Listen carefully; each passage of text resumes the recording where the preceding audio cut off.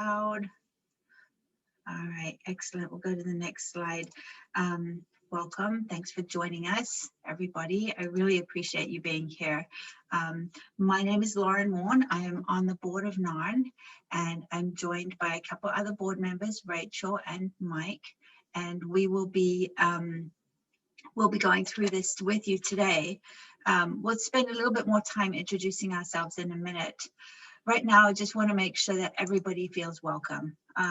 We are a safe space. We work towards creating safe spaces for people, anybody, all genders, sexual orientations, ages, religions, however you identify, whatever your ethnicity or races, whatever your physical capabilities and abilities are, native non-English speakers.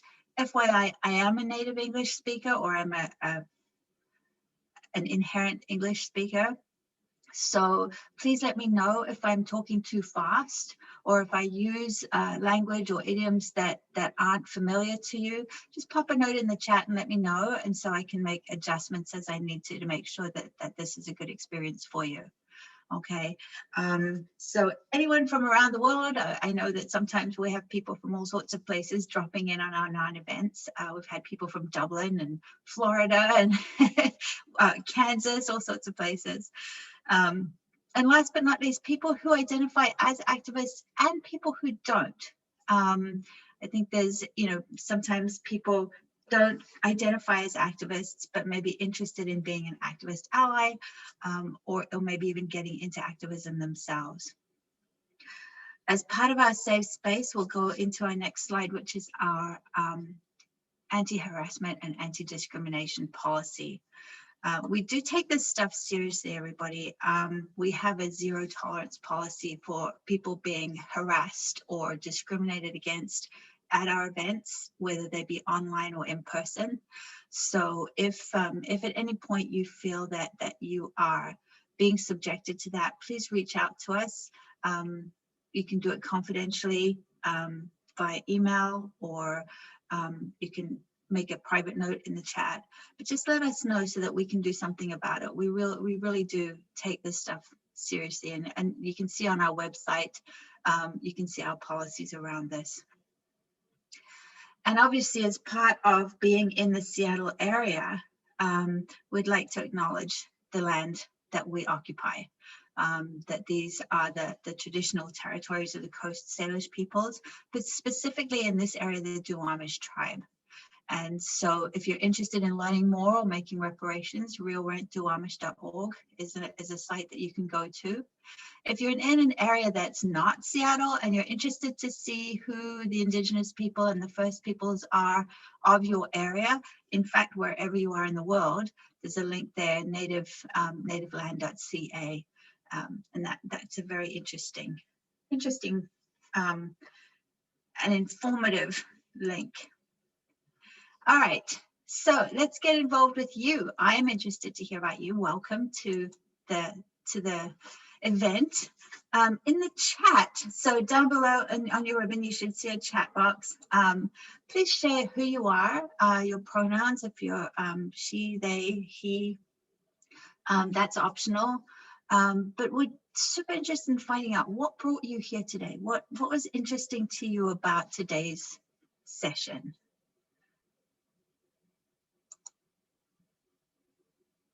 So in the chat, your name, why you're here, and anything that you'd like to get out of the session, any kind of assumptions or expectations that you have. I'm not seeing anything in the chat right now, so there you go, Mike. Thank you. Look, you're so nice. Mike is one of our board members, and he's being very sweet to me in the chat. So I see 4 people online. Feel free to pop in the chat. Your name, what brought you here. And we do strive to make these trainings as interactive as we can. And so please don't treat it like a webinar. Please use the chat as much as you can. Ask questions, make comments. I love to see the interaction. It helps me to make sure that I'm giving you what you want and what you need. And I think we all learn from each other as well. So just a sound check. Use your little reactions to give me a thumbs up if you can hear me too.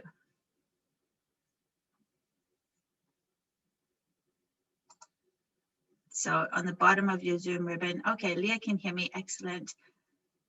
Excellent, thank you. All right, please pop in the chat, just a little hi. Hi, Lana. Learn to be a better advocate for the animals. Wonderful, perfect, thank you. Sean's temporarily in Florida, thank you. Thanks for joining us, Sean. And you want to learn ways to influence what's good for the animals. Perfect, thank you, I really appreciate that. Rachel is always excited about activism, so I really appreciate you popping that in the chat, Rachel. Hi Danielle, vegan for 2 years, nice. Yet to get involved with much activism. Oh good, okay, so yeah, that's, you know, what a great next step on your journey, right? Is to be able to say, okay, I've been vegan, I've kind of found my way along that path a little bit, and now I want to get a little bit more involved with the animals. Beautiful, beautiful. Okay, good. Good. Anybody else? I love to meet our members and our volunteers. I think that's, you know, part of what we do is really wanting to make sure that we're building a community of activists, you know, and community of advocates for the animals, because we'll talk about this a little bit more later on, but we need each other. We really do. So, so yeah, please feel free to interact in the chat as much as you like. Super useful for us as well. Okay, all right, let's move on just quickly. We've talked a little bit about Zoom etiquette and kind of getting the most out of an online experience, but obviously most of us have been on endless Zoom calls for the last year.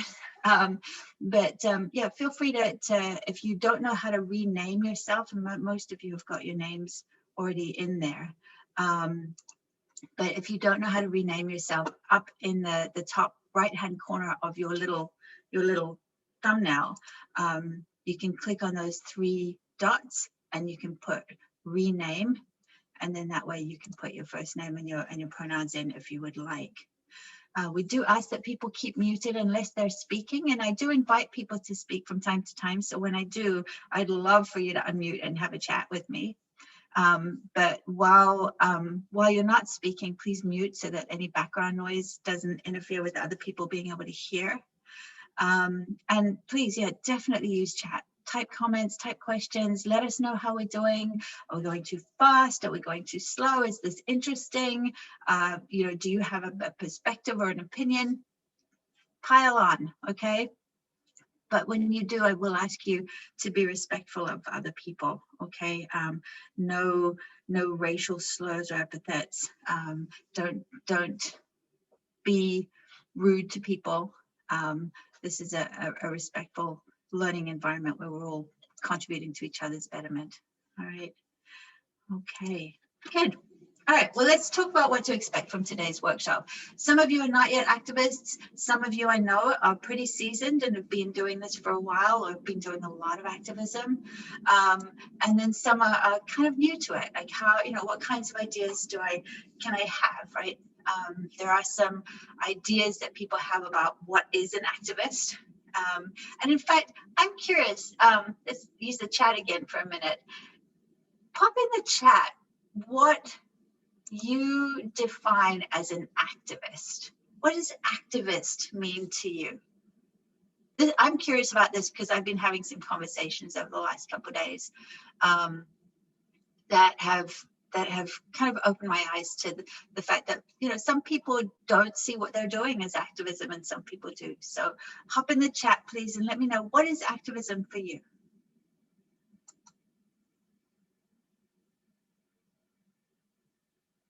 So Danielle, for example, you're excited to get involved with activism. What is that? What do you think that looks like?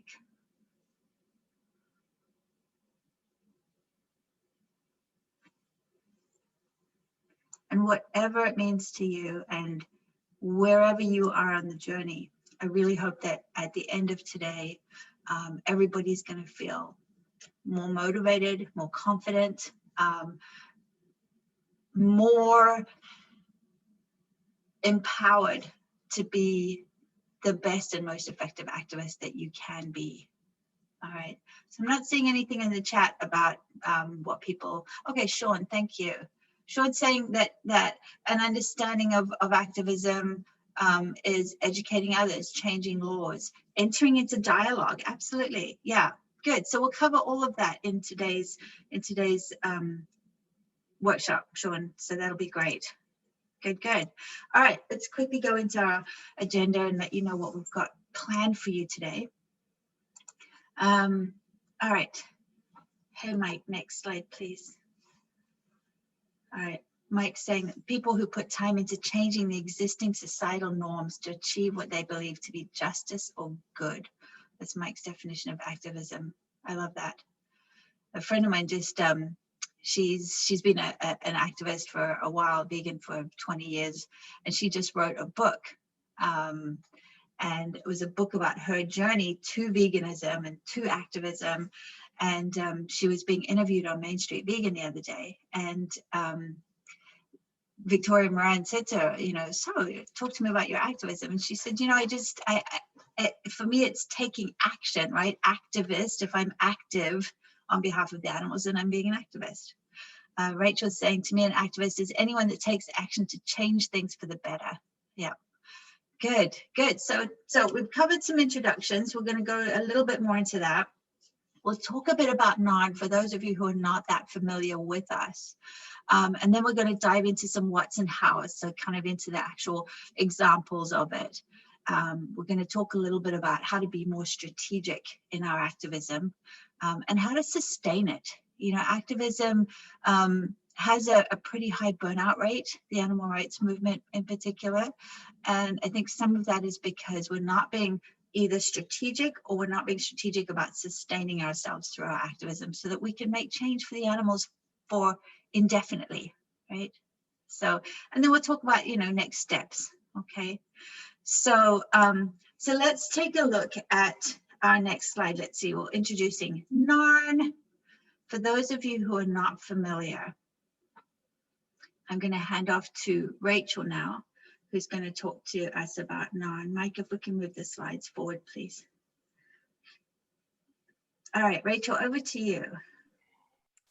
Hi, okay, so if you can just advance the slide, Mike. Thanks.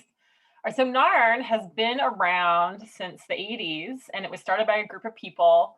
One of them is Jerry Esterly, who's pictured there up in the upper right, and also Margaret Parkinson, some of you may or may not know her, was also part of that group of people that started NARN. And they started it with it being very purposeful in that they wanted to connect a bunch of other activist groups together. You know, they saw that there was activism going on in Seattle, but there wasn't really anything bringing them together. They were just doing their own thing in little silos. So NARN has really always, the network part of our name is very purposeful. And I think that's pretty unique in activism. Some, you know, a lot of times to network with other groups. So it's something we're rather proud of. And we've been around for 35 years, which is a pretty long time for an animal rights organization to be around. We've gone through a number of changes, and today we have 5 volunteer board members. We have a program manager who's on contract with us, and she's great. And we're also we've been the fiscal sponsor for a couple different community initiatives. Hip Hop is Green and Seattle Plant-Based Food Share, and both of those groups do tremendous work. Hip Hop is Green just got their 501c3, so we'll be transitioning off of that since they can now handle their own funds, but we will of course continue to support the great work that they do. And if you are unfamiliar with what a fiscal sponsor is, basically they don't have their 501c3 status, so we're allowed to accept money on their behalf and work, basically kind of do their books for them. I mean, not kind of, we do. Anyway, so, you know, we do a lot of community work and vegan outreach, you know, work on campaigns. All right. Oh, and just a note about that funny slide with the rabbits. Sorry, that's something that NARN, what used to be known for, was with very creative tactics in our activism, and that rabbit pic was one of them. Okay, next slide. So NARN has a two-part mission. We are part of it is continued vegan advocacy and outreach. You know, just simply not consuming animal products, not buying animal products is kind of the least we can do for animals. And that's continually been a part of our mission, is to advocate for that. And we do, pre-pandemic times, we do a lot of leafleting and tabling and a lot of outreach in that regard. The other part of our mission is to engage in campaigns that are particular to the Pacific Northwest, like with the University of Washington, and educating people about what happens with the animals there, or participating with the Department of Fish and Wildlife events and submitting comments, or whether it's has to do with circuses that come to the area. So anything that happens in the Pacific Northwest, we can have campaigns about that. All right, next slide.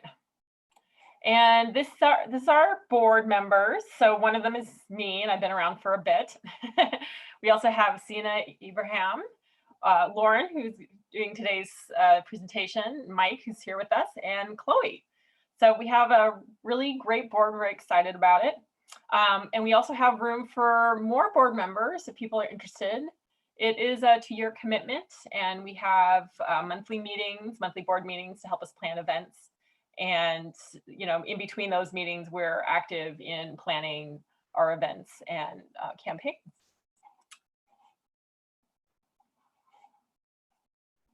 So we're mostly, volunteer led.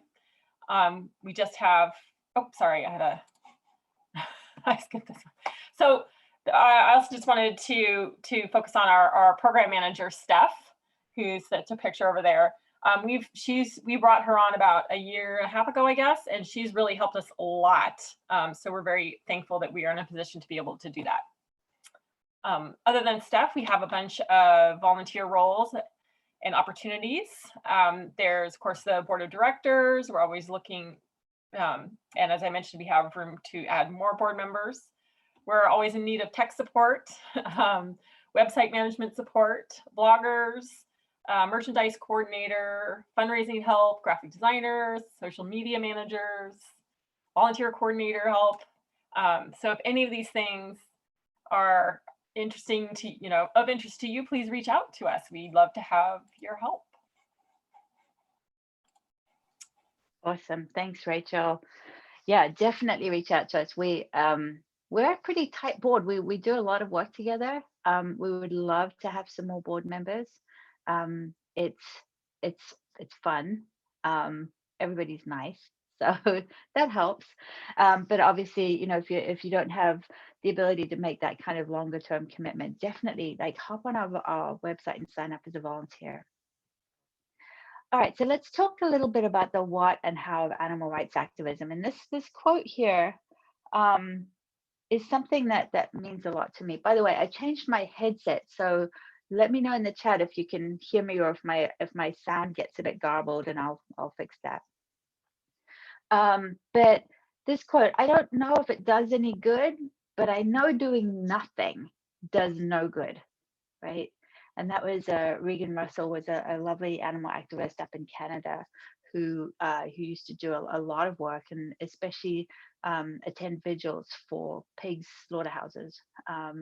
And last year she was actually killed by one of those slaughterhouse trucks. So she is truly a martyr for the cause. And she made a really good point here, right? Doing nothing does no good. So let's look at the different levels of activism. So we look at, if we look at activism on 3 different planes, right? We have the micro level, which is individual, right? What am I doing? How am I living my life, right?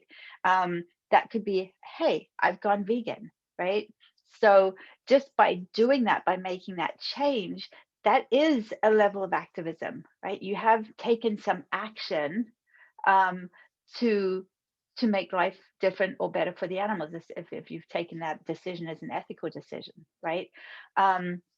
You know, decisions that I make about consumption, shopping, you know, what products am I buying and using? What clothes am I wearing? What events am I attending or supporting?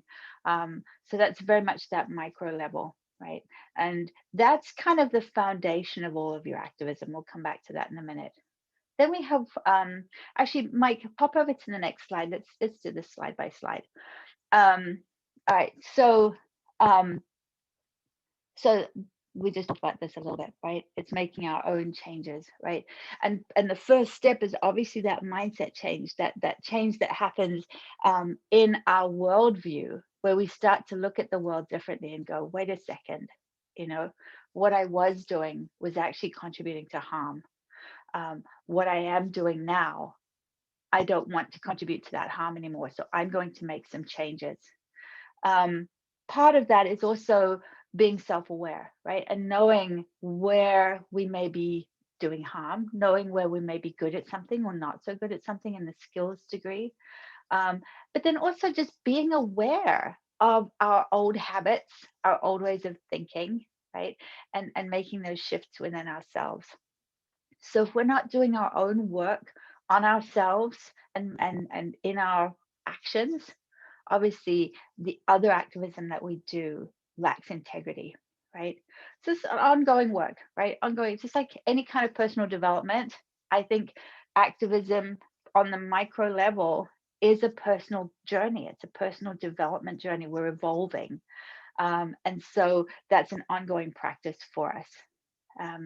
And, you know, even if you don't call yourself an activist, living your values and living as an example of the kind of person you want to be, you know, that can actually shift other people. People watch us all the time. So in the chat, talk to me a little bit about, you know, what are some of the examples that you have of this kind of activism for you? For me, it was going vegan.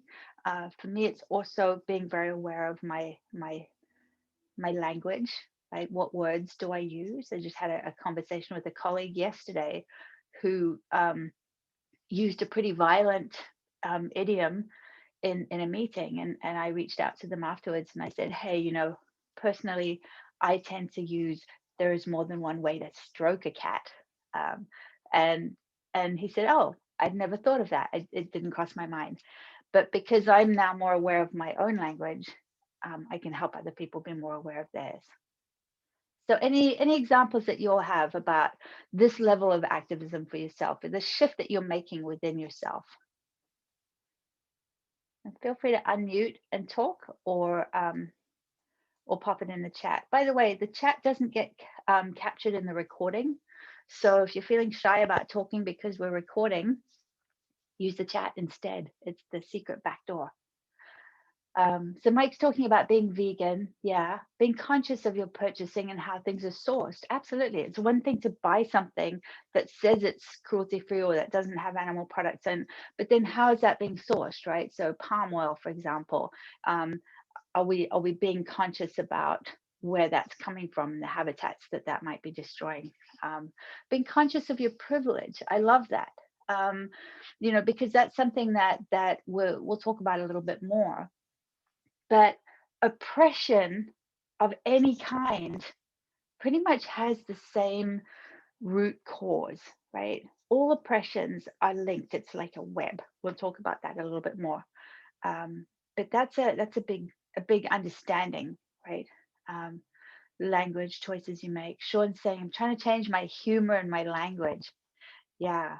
It's funny, isn't it? We grow up just like not even being aware necessarily of the language that we use and how that might be harming somebody, be they human or non-human, right? And how that contributes to normalizing violence or normalizing oppression. So when we can change our language, we can change our humor, that can have a pretty profound impact. Thanks, Sean.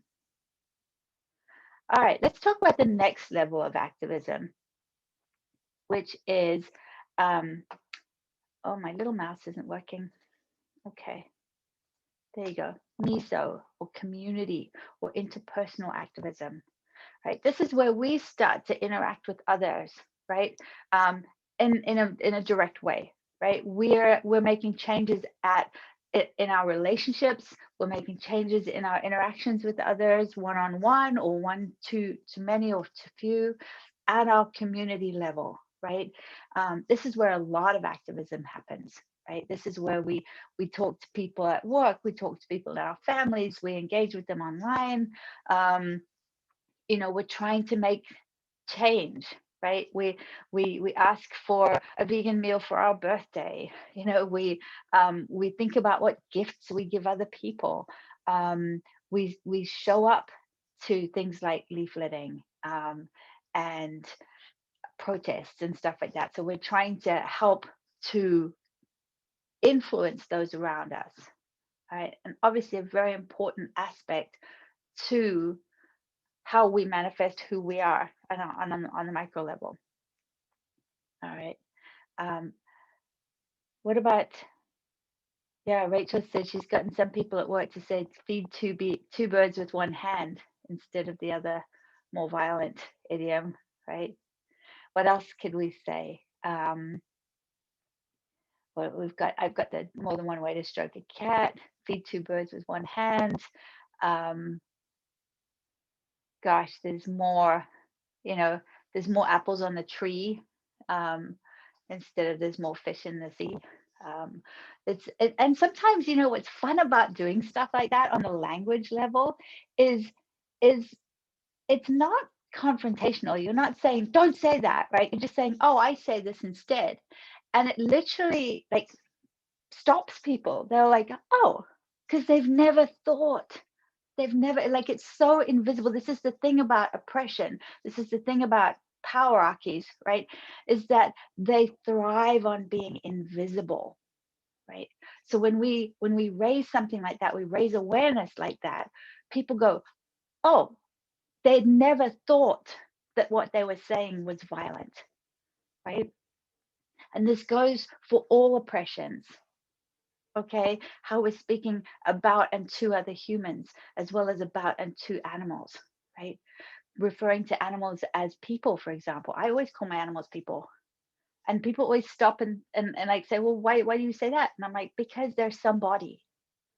They're not something, right? I would never call my animal an it. I'd never say, you know, my horses, for example, I would never call them it, right? So I call them they, and I talk about them as individuals, and I think that helps people to be a little more aware, right? So Rachel's saying that her neighbors have been trying vegan recipes. Yum, right? That's such a powerful way to help people understand. Like, you know, we start at the food level, and some people think that veganism is just food, right? And it's not. We all know that. And food is such an integral part of our community interactions, right? So it can be a really powerful opening of a conversation. Sean's saying just not being obnoxious can be really important. Yes, right? We can make change by not being obnoxious. Mike's saying veganism comes up pretty much every meal I mention I'm vegan, which can be exhausting. Yeah, absolutely. And this is a really good point. Mike just explains why he made his choices without being judgmental, without saying, you know, you're wrong. Honestly, people will feel judged anyway, because they're going to juxtapose your ethical choice with theirs, and they're going to know on some level, oh, right, that's not for you to carry, right? For you to carry is, why did I do this? My ethics of this, right? And help people to think about making that connection for themselves. Danielle, yum, cooking and sharing vegan food with others, answering people's questions, right, about why you went vegan, and then attempting to start a respectful dialogue, which is definitely difficult, I agree, but necessary. You're right. And sometimes I think in this level, we can get pretty caught up about trying to change our friends and family. And to be honest, it's actually sometimes easier to make those changes and to have those conversations with people that we're not very close to, people that we don't even know sometimes. And so I personally tend to be more about engaging with people I don't know, and then be a little softer about engaging with my family, because I know that that's a much more difficult conversation. I have to tread a lot more carefully. So as part of how I look after myself is I think about where can I actually make the most impact in my conversations or in my interactions. And sometimes I can make a bigger impact interacting with a stranger. Sad but true, right? Good, excellent. All right, next level of activism, and this is where we're starting to scale. You can see that this kind of starts to ripple out, right? We make changes within ourselves, and then we start to help influence other people around us to make change. And then we take it to the next level, which is the macro or the systems level activism, right? And this is where we get in, we start making changes at the institutional level, at the systemic level, right? And you'll see this, I mean, if you look around you, right, all of the social justice activism right now, you'll see these three levels, right? So when we hit this macro systems level, and by the way, they're all working in parallel, right? They're not always, it's not just, oh, I'm doing my personal work and then I'm going to interact with my community and then I'm going to do some systems level stuff. We do it all, right? All at the same time. We start with our personal work, but the goal ultimately is always to change the system, right? We want to change the system. We want to shift the normalization of oppression and violence, right? So this is where we actually bring up all of the things that we've been doing on the individual and community level, and we take it to the next level. We act strategically, right? And these questions at the bottom here are so important, right? Who is harmed? Who benefits? And whose voice is missing, right? So this is where we're looking at changing laws. This is looking at changing the way we do things, you know, really kind of thinking of this as a structural thing. Lana's saying it's true for her, it's also easier to get through to strangers about not eating meat than family. Yeah, Mike as well. But Mike's brother did go vegan. Woohoo! I've had a few friends go vegan. I'm still working on the family, but it's always so rewarding when somebody, you know, reaches out and says, hey, you know, I listened. Hey, you made me think, you know. Oh, by the way, I'm not doing dairy anymore because I realized as a mother, you know, what those cows are experiencing is terrible, right? Great. I'm going to celebrate every single step that person takes on their journey. Yes, I want them to become fully vegan, right? Absolutely. That's my goal. But if they give up dairy, they've reduced their harm. I'm going to celebrate that and encourage them to take the next step, right? Good. Excellent. All right. So next slide, we'll just, you know, remember that we're everywhere, right? As activists, we're on all these planes, right? Our own personal work is always the foundation, always, always. Whether it be, you know, consistency and integrity in my own actions and language, whether it be working on my skills so that I can do better at the meso level, at the interpersonal level, right? Because that is a skill. You know, we're passionate. We've got a lot of passion. We know that we're on the right side, right? We want justice. We want compassion, right? We want those beautiful changes to happen in the world. But sometimes we're also, you know, we need to work on our skills. We need to work on how do we approach conflict? How do we use that energy of conflict in a positive way? How do we deal with, you know, difficult questions? What traumas or woundings do we have, right, that may be impacting how we're coming across to others. So for example, that whole idea of the angry vegan, right? The angry activist, right? Where does that come from? Why are activists so angry?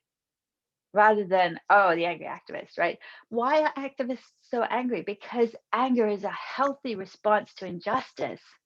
But also, sometimes activists have been traumatized and they may be reacting from a place of trauma. And so on the personal level, how do we work through that? How do we find support and healing there, right? So that we can move forward. Can I share Yeah, something, Lauren? absolutely. I'd love you to. You mentioned about, activism and our anger. One time I was able to give a presentation at my work about veganism. And at the end of the presentation, somebody asked, what's the hardest thing about being vegan? And what I wanted to say was people that aren't vegan. But I didn't say that because you don't want to do that to your coworkers. Yeah, it can be really, it's kind of, sometimes it's discretion is the better part of valor, right? Yes. It's interesting. So I was talking to somebody yesterday who made a presentation at his work, and he said, so we have this thing at work where we do a show and tell, and we do a presentation about something, about a hobby or something outside of work that we're passionate about. And he said it was excruciatingly painful for me to sit through somebody else's presentation about fishing. And so he said, I did a presentation that wasn't about veganism. It was about the impact on the environment and on human beings of animal agriculture. So he kind of came in it from a different angle, right? That animal agriculture is harmful to the planet. It's harmful to humans as well. And he said it was really interesting because on the internal kind of SharePoint site that they were all saving their presentations to, somebody had just changed the name of the presentation to vegan. And he's like, but that's not what I presented on, but that's absolutely what people heard, right? So it was super interesting. Mike saying on the macro side, the systemic change side, just a reminder that NARN does post a lot of info on our website. We put a lot of information on our newsletters. We really are trying to push for change at that macro level, right? How to engage with your legislators, right? How to even some of our campaigns, right? Comments on public policy and stuff like that. And we'll talk a bit more about that in a minute. But yeah, even at the institutional level, right? So Rachel's saying, having schools provide vegan food, right? How can we get schools to stop handing out dairy milk, for example, right? That's an institutional change. That's a macro level change.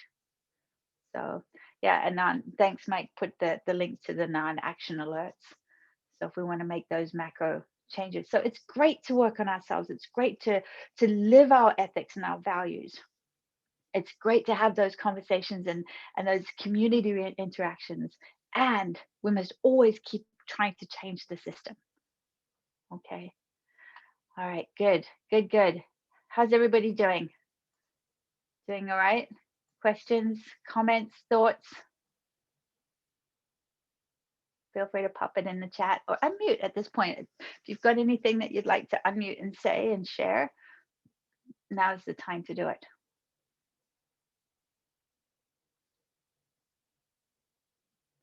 Okay. All right. Here's something that we're going to do. Let's talk a little bit about being strategic. Okay. So we'll go to the next slide, Mike. When we're doing our activism, when we're doing any kind of activism, right? Whether it is talking to somebody at the bus stop, whether it's protesting or leafleting or sending a letter to your legislator, right?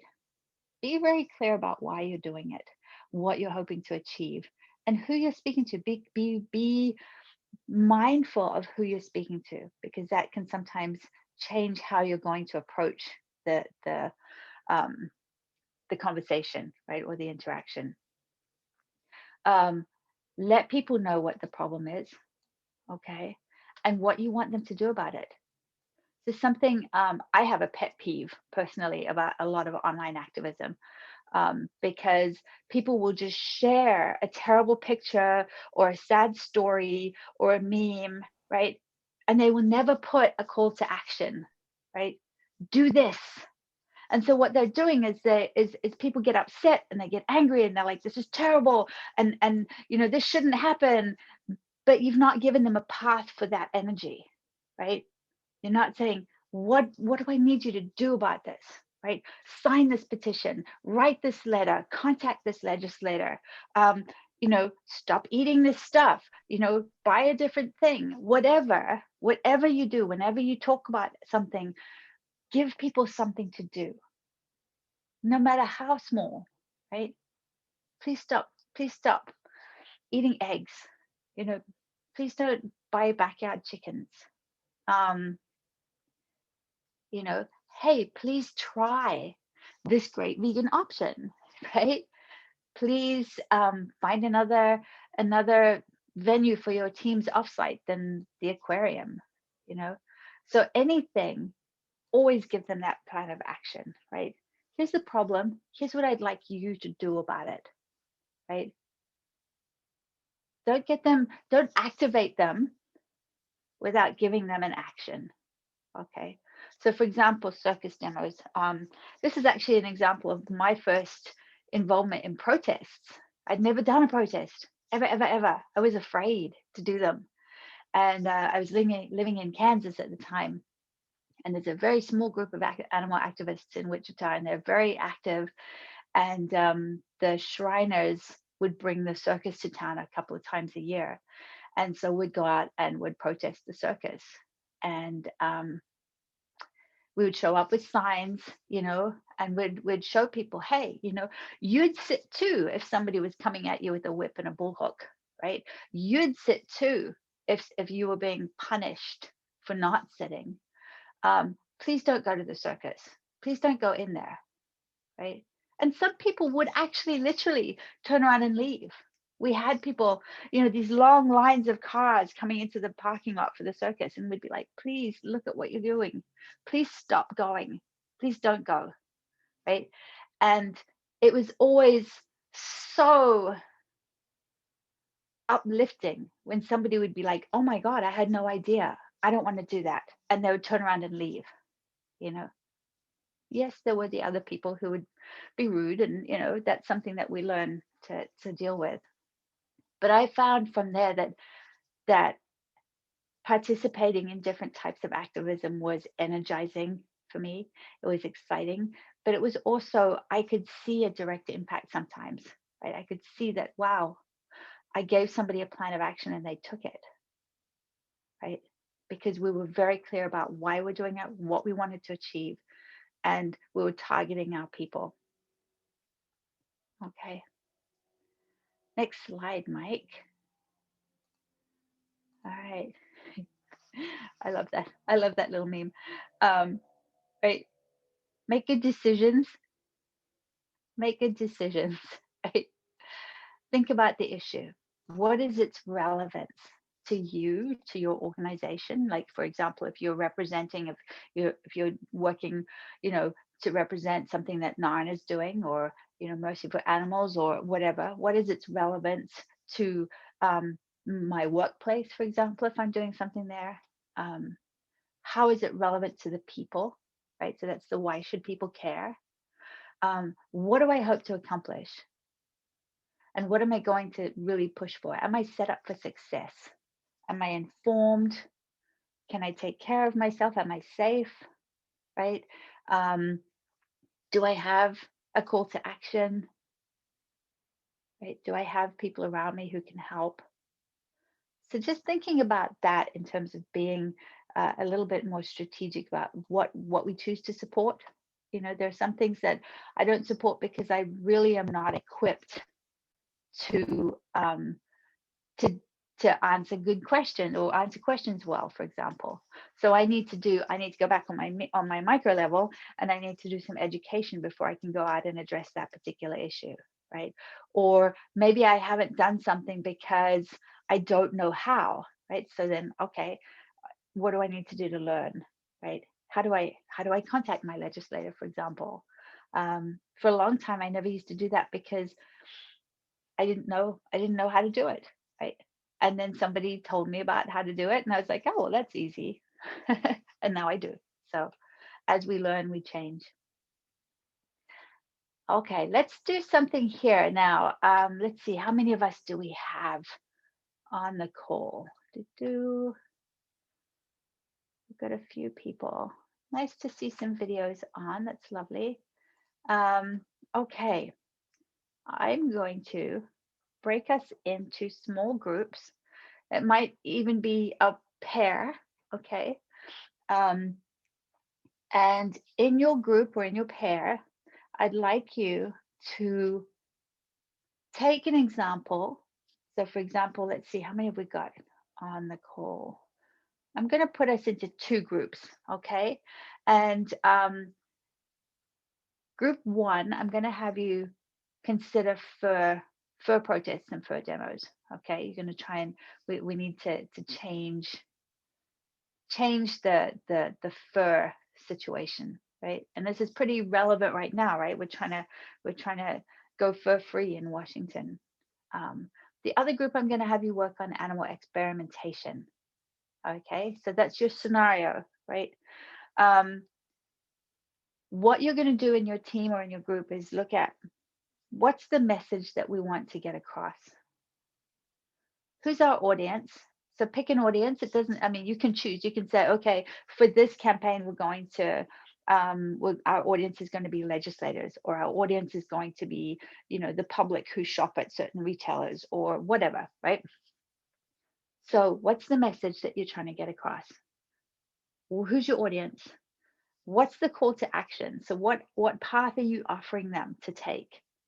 And then what's your strategy? What are you going to do? Is it going to be, writing letters? Is it going to be, throwing paint? Is it going to be, breaking in and freeing animals? What's your strategy? Okay, so this is just a quick little exercise. I'm going to pop us all into breakouts. I'm going to put you in a breakout for 7 to 10 minutes. Okay, that should give you enough time to talk this through. And know that we haven't talked a lot about various types of activism. So that's something that we're going to do a little bit more in a minute. So whatever you're aware of, however you know right now, use that. Okay. Any questions in the chat? No, I'm seeing Sean shaking his head. Excellent. Okay. All right, good. So I'm going to put you in the breakouts. When we're about a minute before done, I'll send a little message to you saying, hey, we're going to come back into the main room, and then we'll bring you back into the main room. When you're here, I'd like each of you to talk about what did you discuss. So I'll have you unmute and say, okay, in my group, we talked about fur demos. This was our message. This was our audience, etc. Okay, and then the other group, I'll have somebody please talk to us about what you discussed around animal experimentation. Okay, so in your groups, remember you're not going to be recorded in your groups, so feel free to put your camera on, unmute, have a conversation. It's going to be just a small group, so I'm going to stop the recording now and pop you into your breakouts. Okay, we've resumed recording. Welcome back, everybody. All right, before we pull the slides back up, let's take a minute and hear back from the groups. So group 1 was looking at fur, and group 2 was looking at animal experimentation. So who from each of those groups would like to present back what you discussed and what you came up with? And don't throw the NARN people under the bus. I know that they'd be quite happy to talk about it, but it'd be lovely to hear it from you. So who would like to? Sean, I think you're muted still. But I was throwing Danielle under the bus because I don't want to throw anyone under the bus. Danielle, you seem to be like a good listener. Sure, I can share. Okay, thanks. Will help. Okay, so I think for the why, we came up with fur is unnecessary and cruel. what we hope to achieve is to get people to stop buying fur, and also if we're at like a store, ask the store to stop carrying fur. We came up with two audiences, so consumers and the store itself. Mhm. And then for strategies, for consumers, we were talking about kind of appealing to their better nature, potentially using visuals to kind of show what happens to the animals. Mhm. And for the store, we were talking about more of an economic incentive, illustrating how stopping selling fur could help them financially. Nice, nice, good. So very clear calls to action there. Did you have any conversations about different things? Like, so for example, you know, remember in the olden days, people used to like throw paint on people who would wear fur. Did you have any conversations about some of those more controversial tactics? No, Rachel's shaking her head. Okay, good, good. You're making me think of a story. When I was living in Santa Fe, one of the animal activists there that I was a friend with, there was a grocery store that we would go to that was, you know, it's a little bit like Whole Foods. It was kind of like, you know, people who considered themselves to be socially conscious and progressive, and most of them were, you know, in a pretty healthy socioeconomic range. And they'd go to this grocery store, and one day Ray was at the store and she saw this lady in a fur coat, and so she thought, you know, I really need to say something, but I'm not sure what to say. And when she went out to the parking lot, she noticed that the lady in the fur coat had actually gotten into a car that had a bumper sticker about saving dolphins. And so, you know, some of us would be like, what? Right? But Ray, because she's a fabulous, she's a fabulous activist, and she just has this beautiful way of being in the world.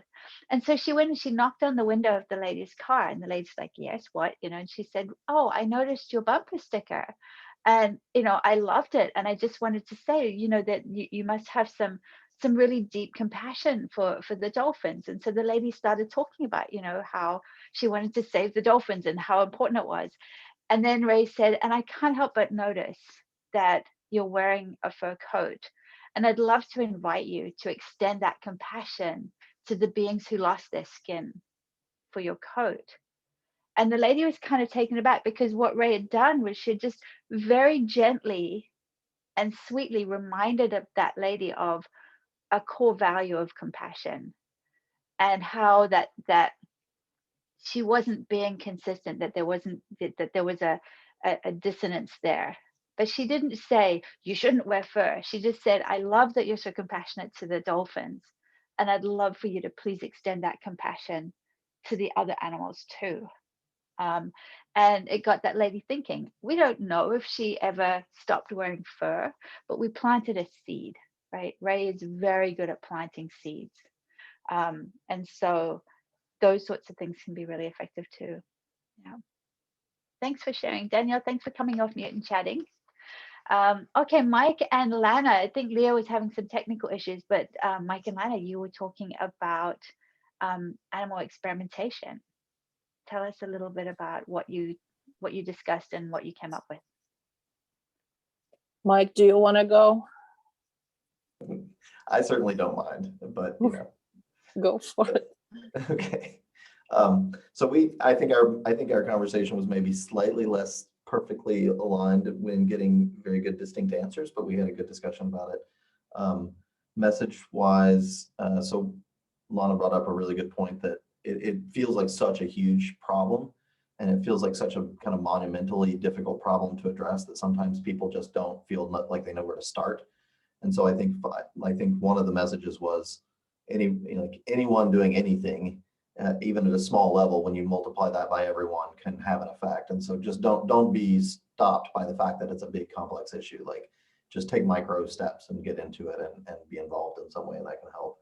And the other big message about animal experimentation is just that there are a vast number of reasons it's extremely ineffective. It doesn't actually do what people think it does like the number of tests that are performed versus the amount of benefit that that shows is astoundingly horrible.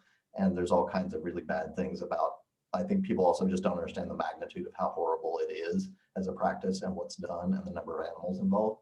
And so I think message wise, you know, it's like you should, everyone should take small actions to do it, and it can be effective, and it's a vastly larger and very ineffective system that doesn't benefit people the way that they think it benefits them. Right. So I think that was the main message. Audience, we didn't talk about a breakdown like that, which was interesting, because there probably is a good approaching it from like different groups. We just said, you know, almost everyone is kind of involuntarily participating in this system. So almost everyone is essentially a target audience from the perspective that the system is being done in the name of everyone, but it's not actually really, you know, to the benefit of people like they think it is. Right. And then ask call to action. So there were a couple of different things that came up. One was the iCook meetings type things that are just about the treatment of animals that are being used for experimentation, which Rachel knows everything about and does a ton of work with that. With Right. University of Washington. That's the University of Washington. What is it? Animal care something. Yeah. Institutional Animal Care and Use Committee. Thank Right. you.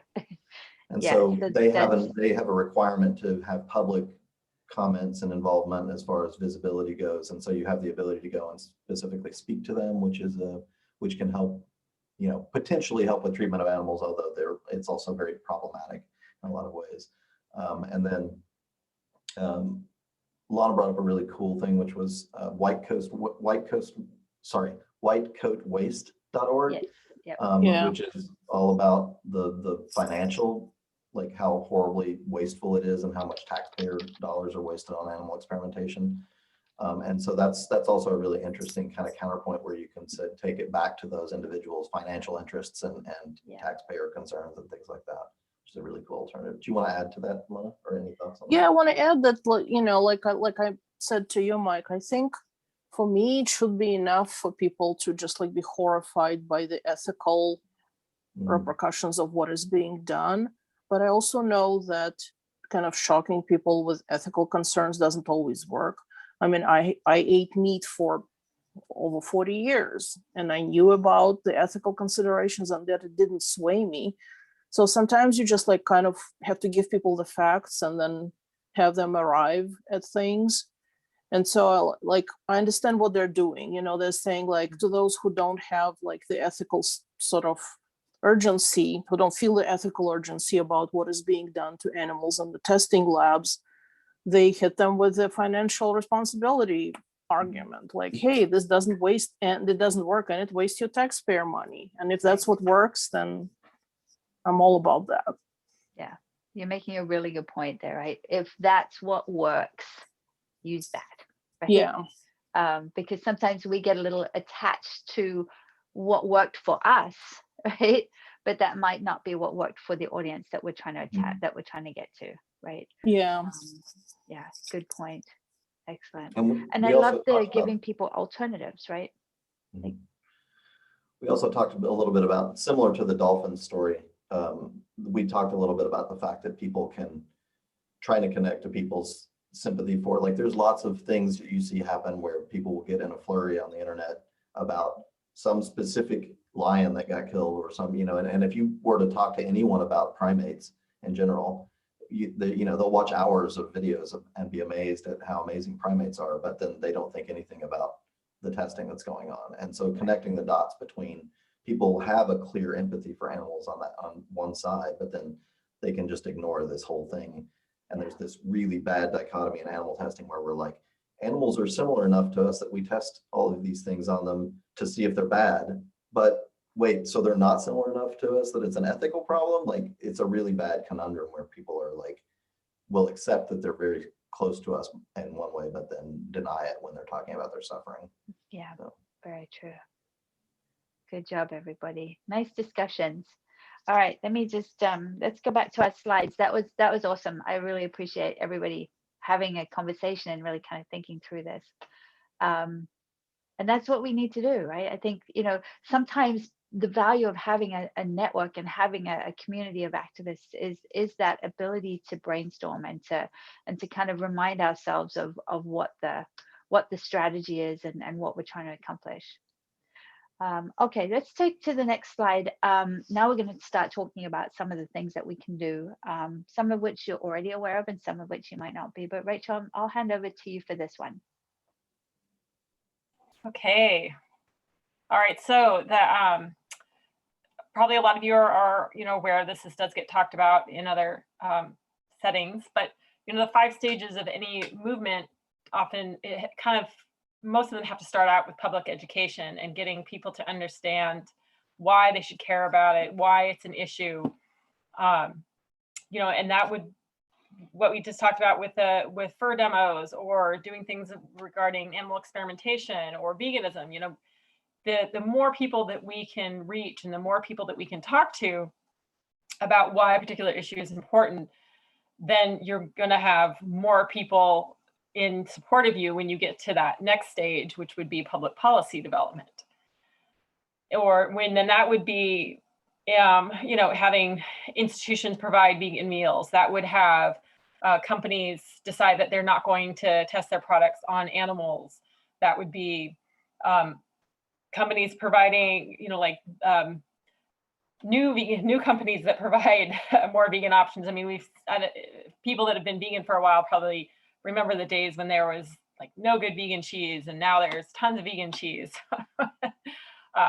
But public policy development is more policies. There's been several. There's actually just a recent announcement in Austin, and they banned decline. So that would be a public policy. Or there's been municipalities in Washington state that have banned circuses with animals coming to town. And that was, a lot of that is a result of people becoming more aware of how cruel circuses are to animals.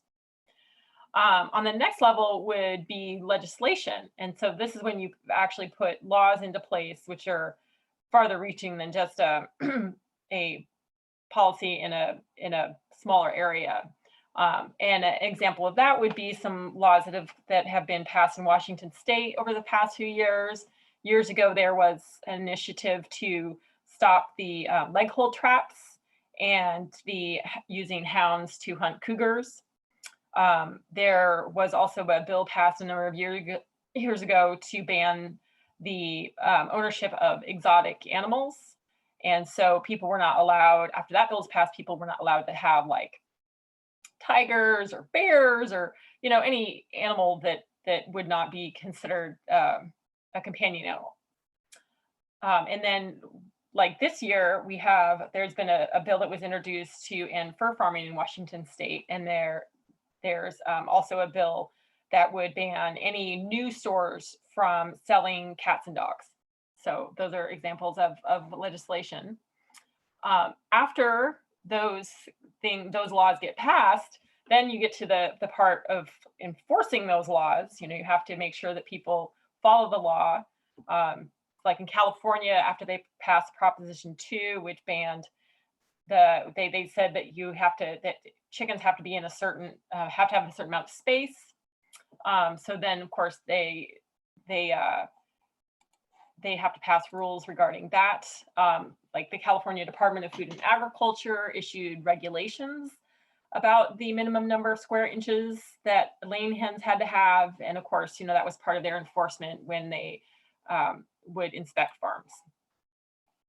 And, at the end of that, then it becomes just kind of the norm, right? There's plenty of laws that haven't been around a while. And now we're just so used to certain things being the part of it. Like we're used to going to the grocery store and having to bring our own bag. And if we don't bring our own bag, then we have to like pay 5 cents for a plastic one or something like that.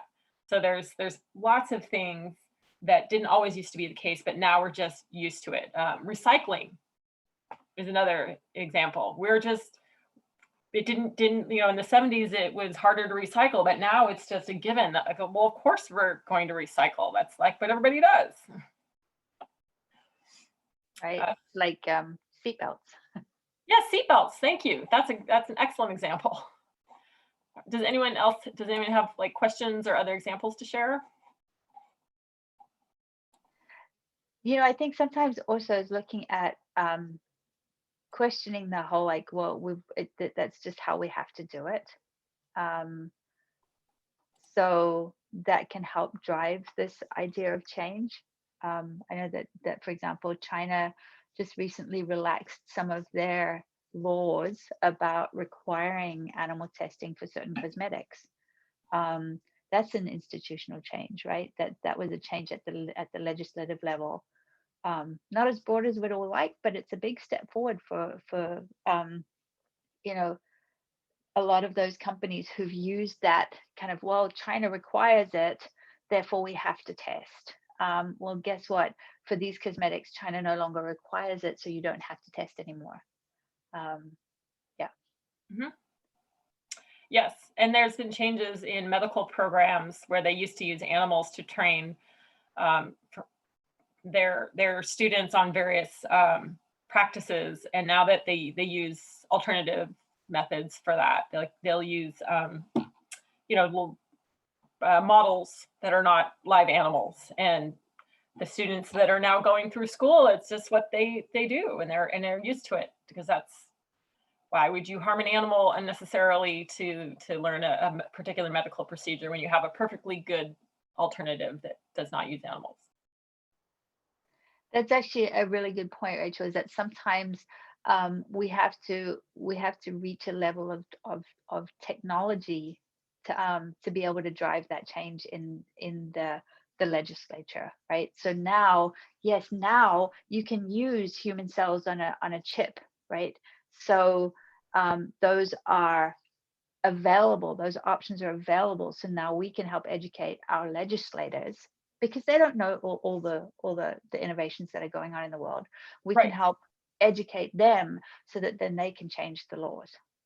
And there's also, I think a lot of times we forget about that a lot of the things that we do to animals don't need to be replaced. Like, they're totally unnecessary. A lot of the things that happen to animals in labs are completely unnecessary and don't need a replacement. Like, we shouldn't be doing them at all. I've found that to be the case with a lot of the things that goes on at places like the University of Washington. A lot of the studies that they do just don't need to happen, period. You don't need to find something else. You just cross it off the list. Like, just don't do it. And that's something that I think we do forget about, because we're so used to, like, well, we need this. Well, maybe you don't. Maybe you don't need that. And like with protein, how many of us ever heard, well, where do you get your protein from? Well, we don't really need as much protein as you think we need. You're perfectly fine with not getting all that protein that has been drilled into your head. And sometimes that can be hard for us to get around to remember that we can just not have particular things. But that's also a good point to bring home to people and legislatures and other people too.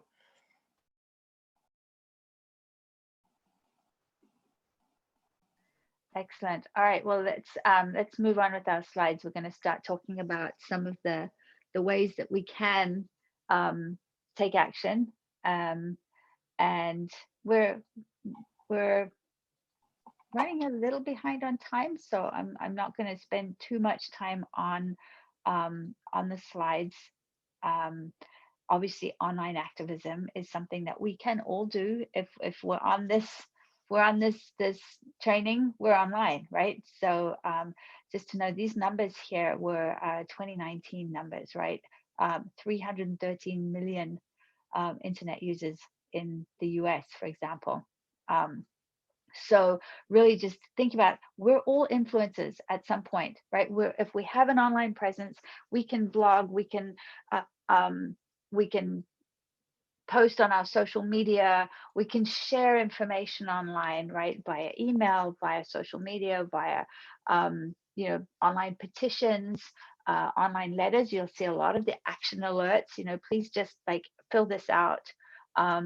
a lot of online activism is easy and it's quick.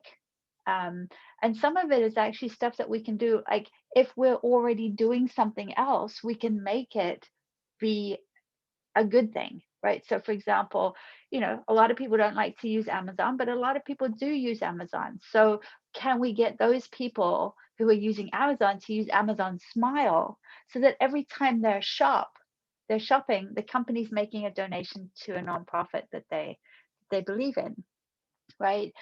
Good search is another way. It's like every time you do an internet search, right? Good shop. So those are things that people can do that are super effortless, right? And they're making a difference in their ongoing use of technology. It's easy. The caveat that I would give people is don't feed the trolls, right? Two things about online activism.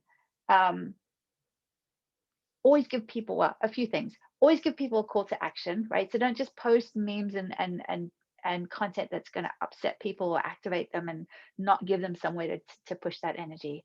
Two, you don't have to participate in every debate that you're invited to.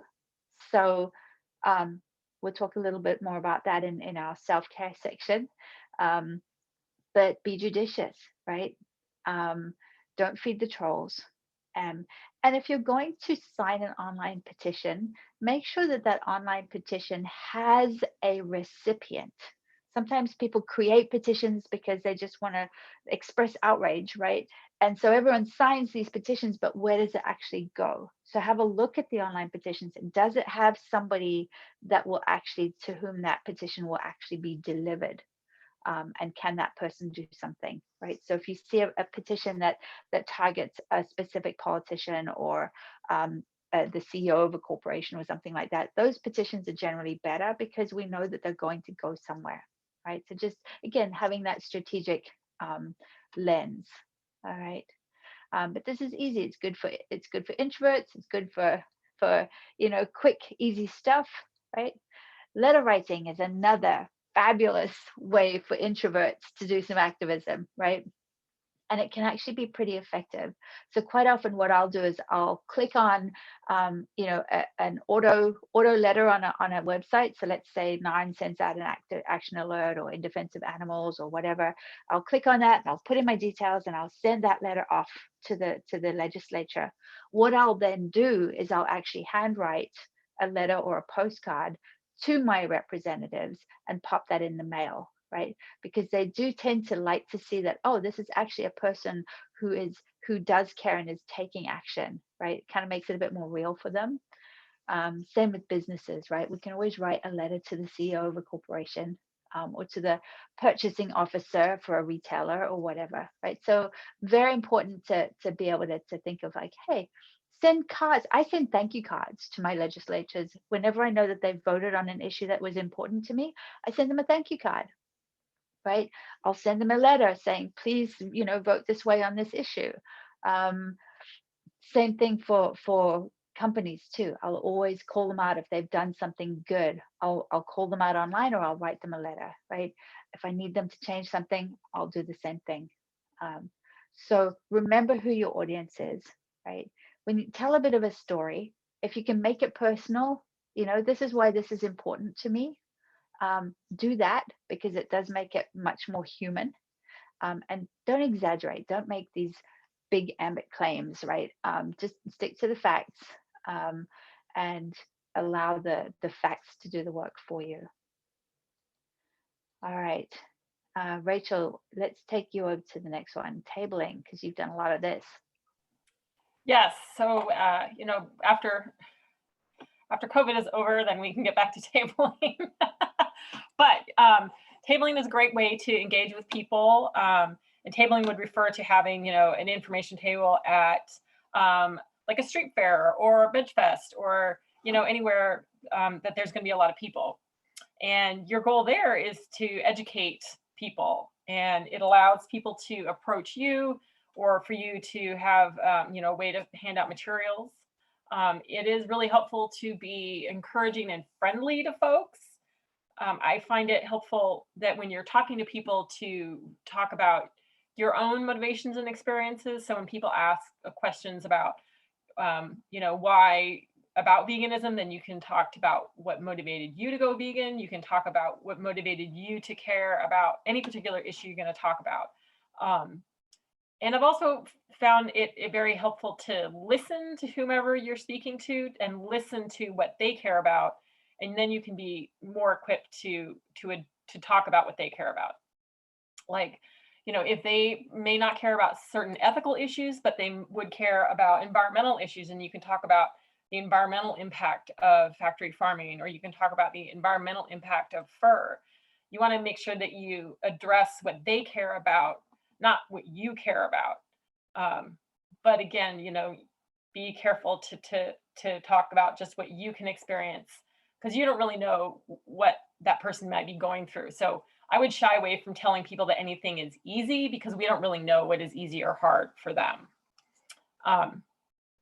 And sometimes people, they do feel a little like, well, I don't know everything, which is fine. Like, nobody knows everything, right? When we do table, we have lots of materials out there. And so you can read up on things. But again, you can just fall back on what you know about particular issues, and what, you know, and that goes back to your own motivations.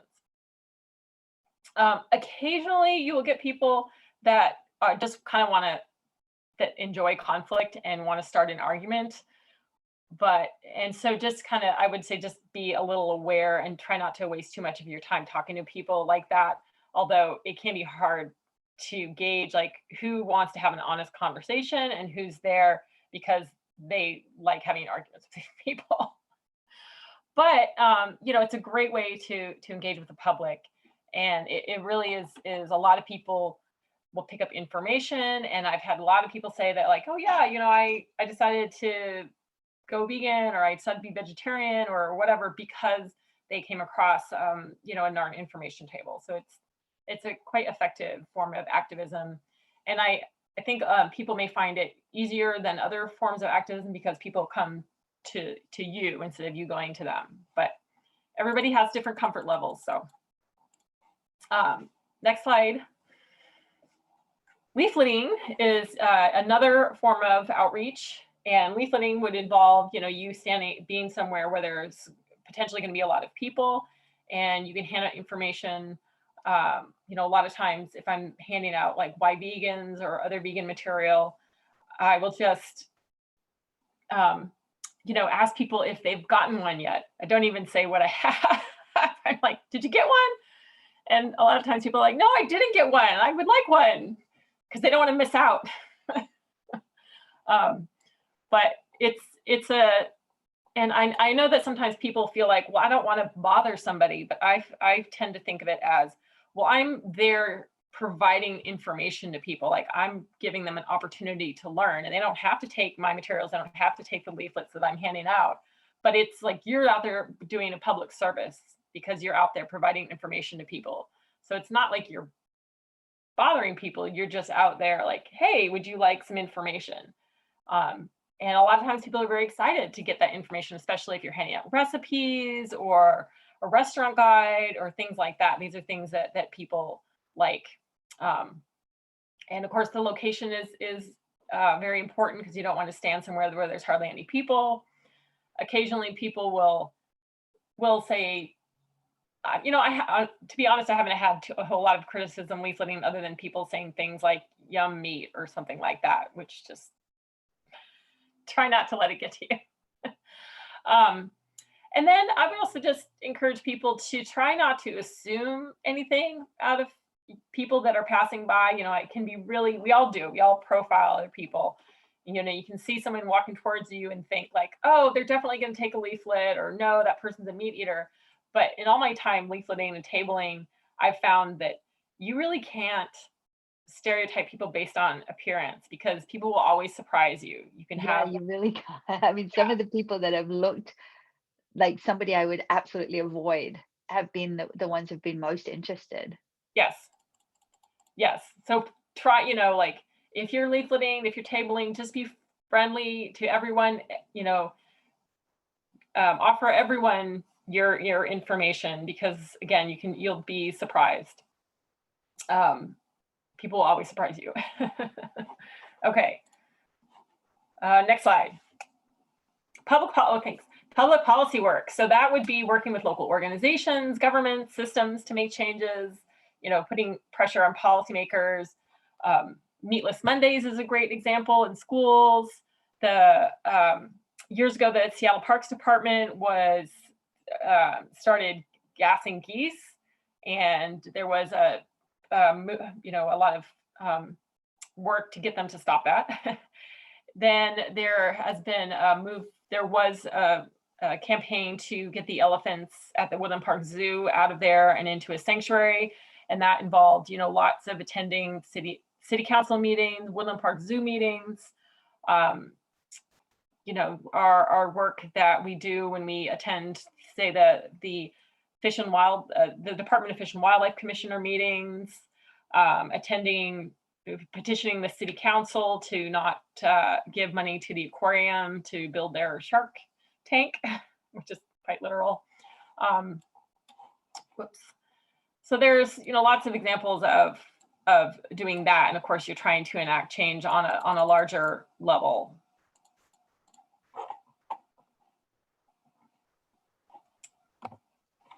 Good. All right, next slide, Mike. Demonstrations and protests. So here's something. A lot of people that I've spoken to lately, when we asked you right at the beginning, like, how, what do you think of as an activist? I've had people say to me, I'm not an activist. I'm not an animal activist. But then they'll go and they'll get in their car and their number plate says vegan, right? Or they'll bring cupcakes to work or something like that. So, there's lots of different ways to be an activist, not just these traditional things that we're talking about, right? A lot of people think, oh, demonstrations and protests, those are activists, right? Yes, that's one form of activism, right? And why do we do it? We obviously do it to hold the abusers accountable, right? Publicly. We do it to inform the public and to educate people, right? A lot of people don't have any idea. They don't know, right? Remember, we're being brought up in a society that normalizes this stuff, right? So if we can be holding the fur trade, the agribusiness, the entertainment businesses, hold them accountable in a way that also informs the public who go, what? I didn't know anything about that. Like a lot of the cubes, right? The cubes of truth, they're showing footage from what are called high welfare farms, high welfare animal agriculture facilities, right? This is the humane meat that people think that they're buying. And so when they see that, they're like, what? That's high welfare? Like, what else is going on? And so really it kind of can sometimes break through that ignorance barrier. But it's very important to know your purpose and know what outcome you're trying to go for. And it's super important in a protest or a demonstration that we don't exaggerate, that we don't antagonize. We want people to remember the message. We don't want them to remember our bad behavior, for example. And so, some of the really powerful protests that I've been in have been completely silent, for example, or they've been a vigil, the bearing witness type of things. A lot of what I'm seeing with the demonstrations and protests now is it's even more important for us to be well behaved in for want of a better description, right? Because there are going to be people who will show up to try and create disruption, and to try and undermine our purpose by doing that. So we need to really we go high, right? They go low, we go high. Next slide, Mike. It's really important, Rachel, you can talk to these a little bit, but when we're doing stuff like protesting and demonstrations, it's really important to know the law and know some good best practices. Do you want to talk to this one, Rachel? Yeah. So it's just knowing, where, like, if you're allowed to be on a particular location, like in Seattle, you can be on sidewalks. But if you were to go into, say, the University Village shopping area, well, that's considered private property, so they can kick you out of there. So it's good to know, like, you wouldn't probably want to plan a protest on an area where you know you're going to get kicked out of because it's considered private property. So just those things. Or if somebody says, hey, you can't be here, then if you've looked up the ordinance ahead of time, then you know, well, yes, I can be here. Yes, I can be on the sidewalk. I have a right to be here, kind of thing. But also, you know, the police don't know oftentimes what is and what is not legal, because they're not either, they don't, you know, there's a lot of different laws but so don't depend on the police to know. And they can also, they're allowed to lie to you. So they can tell you, like, well, you're not allowed to be here, or you can't use a bullhorn here, when in fact you can. But also, like, if you get in that situation, consider whether or not you want to be arguing with the police officer. You know, we at a circus demo that we had years ago, the officer there told us that we couldn't have a bullhorn, and we knew that we could have a bullhorn, but it wasn't in our best interest to argue with him at the time. So we didn't argue with him at the demo itself. Instead, that we just contacted the office later and said, hey, this officer told us we couldn't use a bullhorn. We know we can use a bullhorn. You know, can you please try to sort this out? And so because we engaged with him later, then, you know, the next time we were at the next protest, they said, okay, you know, you can have a bullhorn. And just make sure to go back to having a goal for your action, and do try to, you know, follow the lead of the organizers, because you want to, if they want to have a rowdy protest, then that's fine. If they want to have a silent one, then don't chant. So just know, like, kind of what the style is going to be, and also be aware of, you know, you wouldn't want to engage in activity that could put somebody else at risk. So if there are people around that you know, it would be dangerous for them to get arrested, then make sure that you do everything that is within the letter of the law, because you don't want to put anybody else at risk.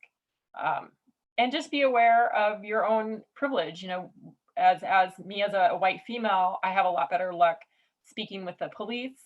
My interactions are they're gonna be more respectful towards me, but that's not the case with other people. And so you just want to be aware of that, in that, you know,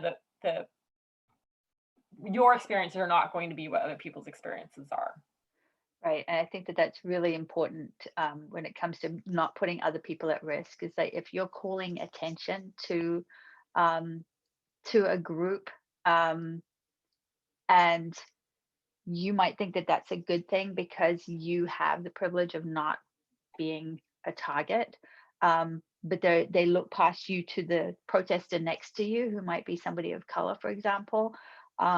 That's dangerous for them, right? So be aware of that. The other thing is also this world of social media, right? Be careful taking photos at protests and demonstrations. You don't want to create a situation where somebody may be able to be identified and then later arrested or targeted. So I am always pretty careful about taking photos at protests like that. If I'm going to take a photo, I try and like limit who's in the shot to people that I know are going to be okay with having that. But yeah, it's just something to be aware of. We'll go to the next slide, Mike. Press. Yeah, Rachel, do you want to talk about this? The press is, I always assume everybody's press, because you don't always know. Yes, that's true. You don't know. And you know, with regard to the press, sorry, I'm just looking at, okay. So yes, if there is somebody there, do refer them to the organizers, because, you know, they're going to have the best talking points in terms of what the protest is about, what the message they want to send. If I would say in terms of leaving your phone at home, that's just only, you need to do that just if you're engaged in a protest that you know could be more, some people use the word spicy, but like the vast majority of, say, like NARN protests, they're not ever going to get to that point. You're just holding a sign and handing out leaflets and things like that. So the leave your phone at home would not necessarily apply in that particular instance. But if you are engaged in say more of this, you know, demonstrations that would happen downtown or the marches and things like that, it is handy to have, just be aware that your phone could be taken away from you if you were to get in a situation like that. Regard to what Lauren said, yes, be very careful about filming other people for the reasons she mentioned. You know, if I'm taking pictures at a protest, I ask people first if I can take their picture. That's just a good, you know, rule of thumb. And if you are filming, but police officers, on the other hand, like you are allowed to do that. So if you ever get in a situation where you feel like things are getting a little heated, then it's a good idea to film what the police are doing. And they'll tell you that they may say that you can't do that, but you can. And that is one time when you might want to push back if you feel comfortable. I would emphasize if you feel comfortable. Okay, back to you, Lauren. All right, so this is where we're talking about some of those things that we can do that don't always look like activism, but that can be, right? So taking vegan cupcakes into work, you know, having bake sales, volunteering. You know, if you work at an organization that has a big giving campaign, you know, bringing in an organization that can do some tabling at your workplace, for example. Just, I mean, honestly, just being vegan in the world sometimes just by itself is activism. Being vegan at work can be more, right? I used to work at Microsoft, and we had a group of vegans at Microsoft that we would lobby for, you know, vegan options in the cafeteria. We would lobby for non-dairy milk in the kitchenettes in every building.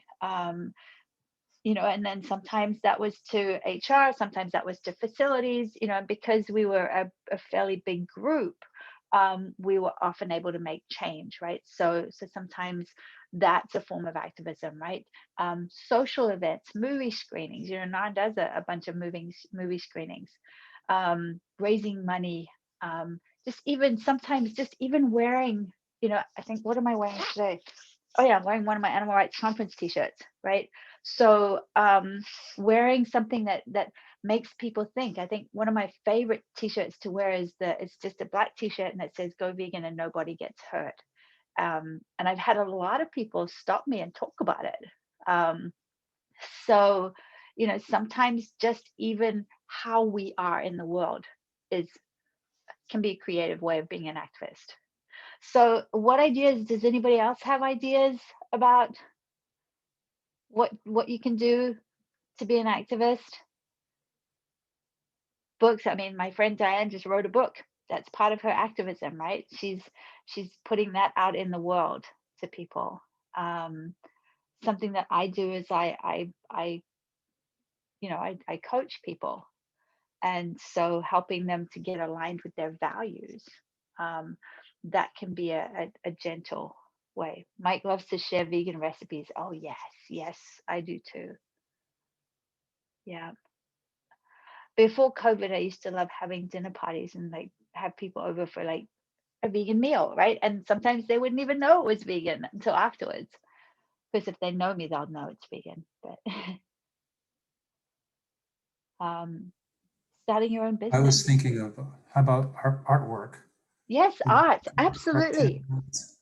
Yeah, absolutely. I spoke to somebody just this week who part of her activism is, as an artist, she creates art, which is lovely.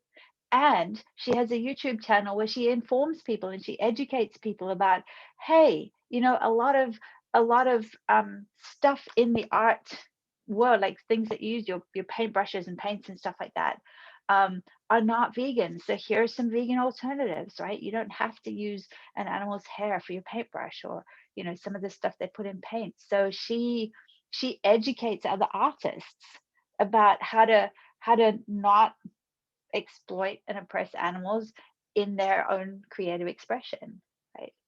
but she also does beautiful art about topics. Oh, really? What's the website more or less, or the last name? Oh my goodness, let me find it Oh, again. that's sylviawood.com. I'll put it in the okay. chat. Yeah. Thank you. Yeah, you're welcome. Lana's saying movie screenings got you to go vegan, mostly vegan. That's awesome, right? In fact, it was a movie that made me go vegan. It was Peaceable Kingdom: The Journey Home, and that was part of the Seattle Film Festival. So yeah, those sorts of things are really good. I'm just trying to find that YouTube channel as well. Okay, there we go.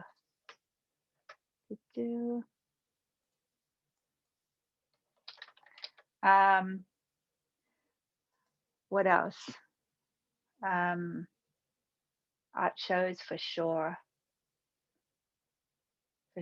Yeah. So there can be all sorts of things, right? By the way, if you're interested in doing a protest, there is a group protesting Puppyland down in Puyallup next weekend. And so that's part of Puppy Mill Free Washington are actually driving that.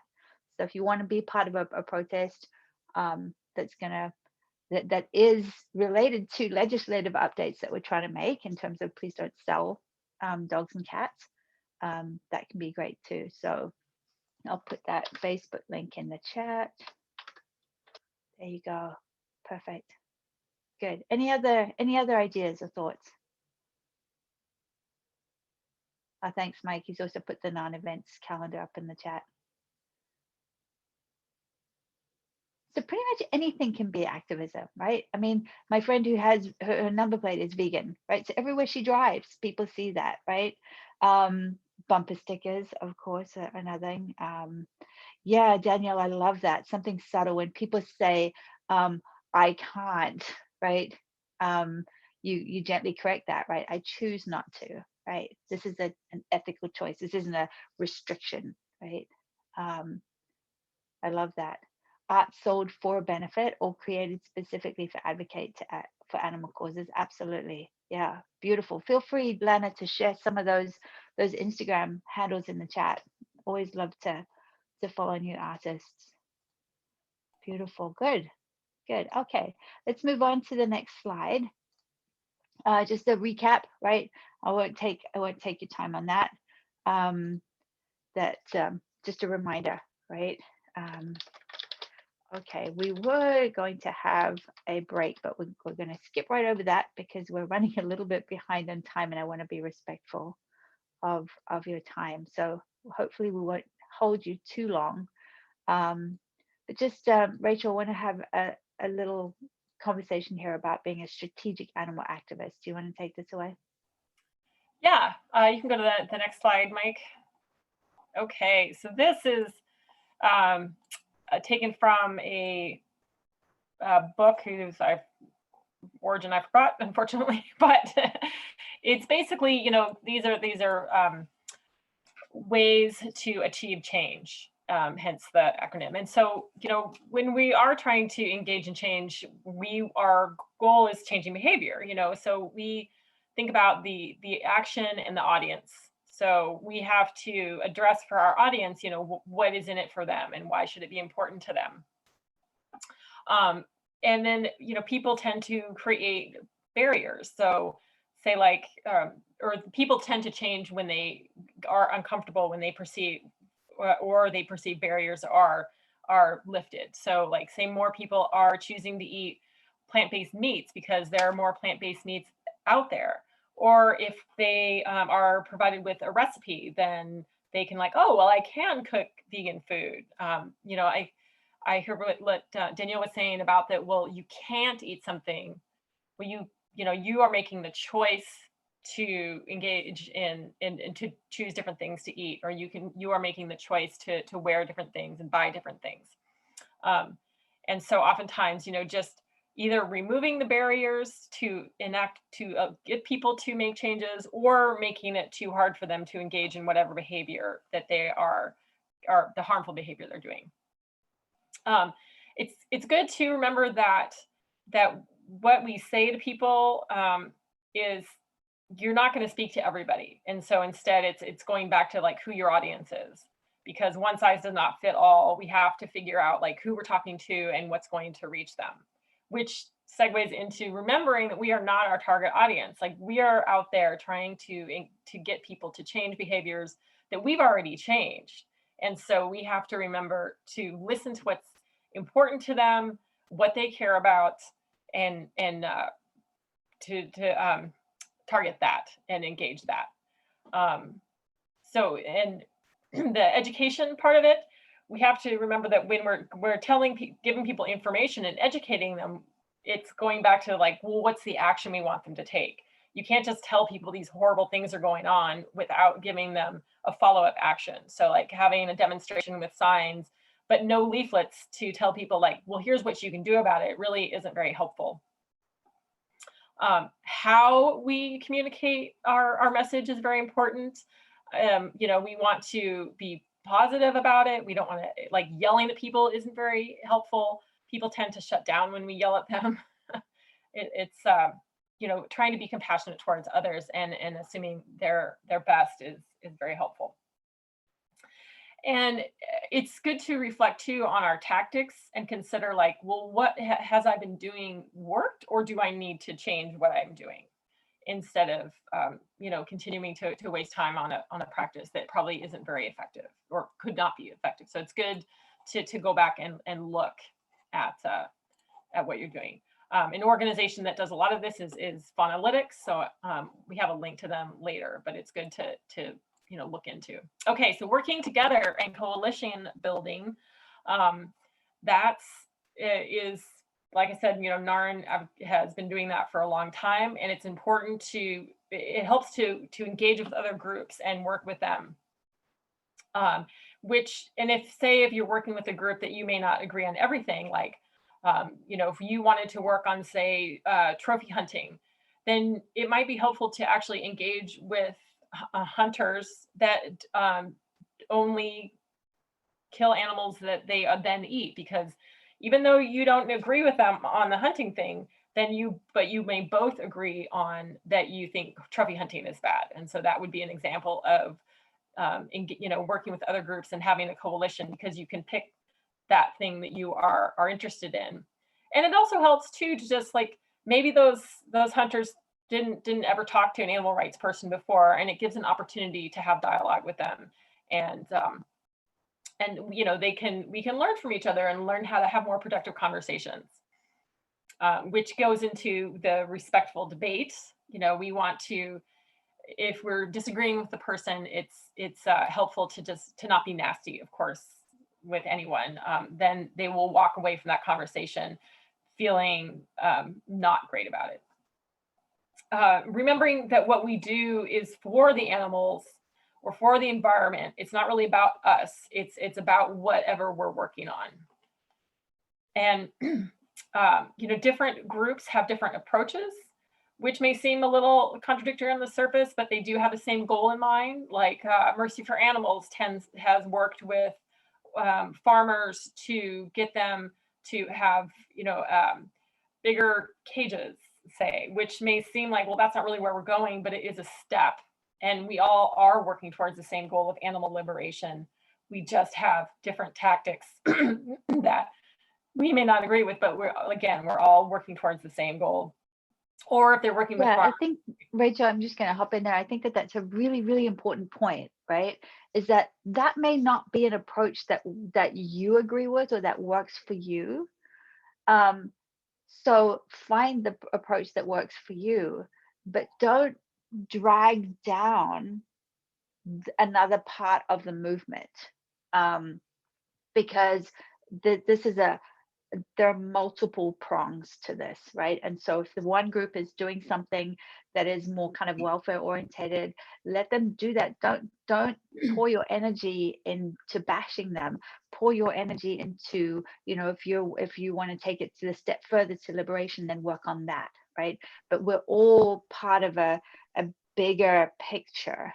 And when we waste our energy and our time kind of bashing each other, we're not being effective for the animals. So we all have to just keep moving forward in the areas that we are good at and that we're comfortable with. towards the ultimate goal. Yes.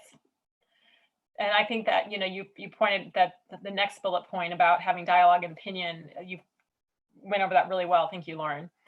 And it just keeping an open mind, I think, and remembering that we don't know everything. I'm learning things all the time. This year, especially, I've learned way more about wildlife issues in Washington State by attending the Washington Department of Fish and Wildlife Commissioners meetings. So keep learning, keep remembering that we don't know everything. And when we are talking to people, try not to be judgmental. It can be easy to fall into that, if you're talking to people about, and if they go on and on about how much they love eating particular animal products, or they like doing some sort of thing that we may find objectionable, it can try to not at least vocally be judgmental of them. If you want to be judgmental in your head, but just we're not going to, people are not going to want to engage with us if we're being judgmental. And again, working with like-minded groups to create a mass movement, because we are stronger together. If we can work with other groups towards the same goal, then we are going to get there a lot faster. Okay, so if we are talking with people, we want to present our best selves. When we're talking to someone, and if they raise a concern, don't dismiss it. Again, it goes into, we don't know where they're coming from or what their experiences are. So if, don't just say that things aren't a big deal, or it's not, or something's easy, because again, we don't know. And if we are, when we are, be careful of our language, or our behavior, because even though we may not intend to be hurtful to somebody, if we do hurt somebody, then that's the end result of that. So we just make sure that you're aware of our behavior. The idea of comparing human and animal suffering, suffering is suffering, but if we say that something like, well, the animal Holocaust, if we say that to someone that offends them, it doesn't really matter if that's a valid comparison or not, because the person that you've said that to has just shut you down. Like, they're not going to listen to anything else you say because you've upset them by using that particular word. And so it goes back to the intent thing. You didn't intend to upset them. You didn't intend to offend them, but they were. And so just be aware of the language you use. There's no need to compare the two. It's not a contest. It's not a contest. And I think, just understanding how the human brain works here is really important, right? Yeah. You may actually have intended to shock them, or to even trigger them, right? But we forget that when somebody is triggered, either into a state of trauma or into a state of defense, their frontal cortex goes offline. They actually can't hear you anymore, right? So that feels for us as on a justification level, it feels like it would be a good, effective kind of shock them out of their complacency type of move. But as far as the neuroscience goes, it's actually not very effective. And I know that this is a very controversial subject in the movement right now, and there's a lot of division. But ultimately, the animals want us to be effective. And that's so understanding how human brains process information is probably useful. Same with shame, right? Shame is shaming somebody will frequently just create that amygdala response, right? They'll be defensive, they'll go into fight, flight, or freeze. They won't be processing the action that you're asking them to take. Okay, I'm just going to quickly run through the last two. Try to not put any one particular person on a pedestal. I mean, over the years of activism, nobody's perfect, and it's not helpful for us to, engage in hero worship, because that person will inevitably do something that not to be too negative, but everybody messes up. And so instead to look, I would encourage people to look to like, well, I admire the way that that person does something, but also recognize they're humans too, and they are going to engage in things that you may or may not agree with. So it's good to just remember we're all humans. We're all just trying to do the best we can. And, you know, we can be our own heroes. Okay, next slide. Okay, and this comes to an important thing in the movement, right? We need to work together and to support each other. And in fact, there's research that says that the number one or one of the key contributors to burnout in the animal rights movement is actually other animal rights activists. And so we need to be very aware of how are we supporting each other in this movement, especially our activist friends who are not, you know, white, cisgendered, heterosexual male activists, right? We need to support them in their fights against oppression, because ultimately, if we're doing the animals a disservice if we aren't actively anti-oppression, anti-racist, anti-patriarchy, right? Like, we need to understand that. And a good book to read actually is a book by Melanie Joy called Powerarchy. She talks about this, like the fundamental dynamic behind any oppression is the same, right? And that a lot of our different oppressions are connected, right? So a lot of animal ag, for example, is disproportionately impacting people of color, right? And immigrants. And so if we're not fighting those systems, right, we're also not doing the animals a service, right? So we need to think that there's no hierarchy of oppression. All oppression is linked. It's a web, right? They all have the same root. Somebody else's life is worthless than mine, right? So, so really to be thinking about that.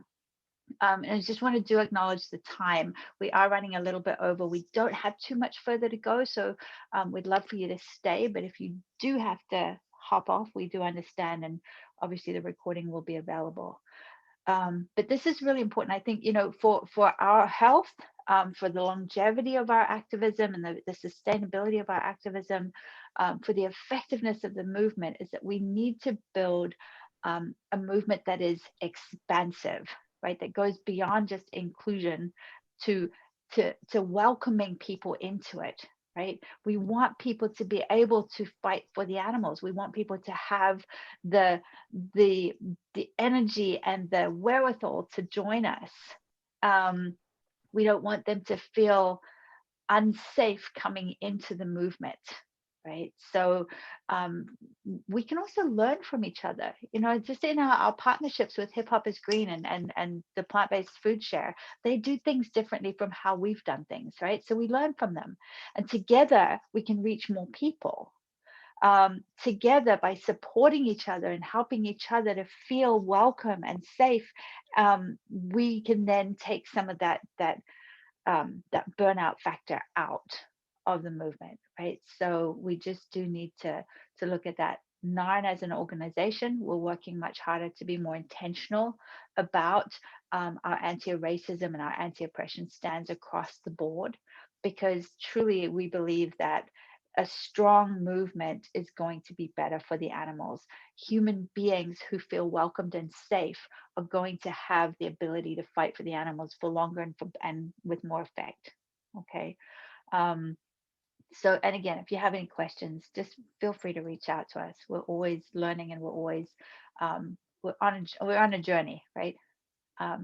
So around that, sustaining your activism, you know, we're going to suffer as activists. That's, you know, just even going vegan, if you haven't taken any of the more kind of the meso and macro activism steps, you're inherently still going to suffer to some degree, right? We've chosen to be conscious And by consciousness, we're kind of bringing in that empathy, and that empathy can sometimes be painful. So it's important for us to really look after ourselves. We'll go to the next slide, Mike. You know, making sure that we can manage our stress, making sure that we can take care of ourselves, right? The animals don't want us to be exhausted and burned out. That's not helpful to them, right?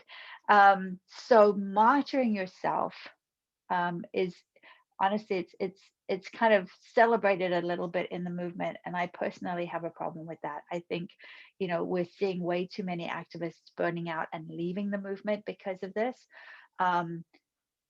A lot of people I've spoken to this week actually say that they are, you know, they work hard to compartmentalize their life so that they can sustain their activism longer by not having it bleed into every single part of their existence.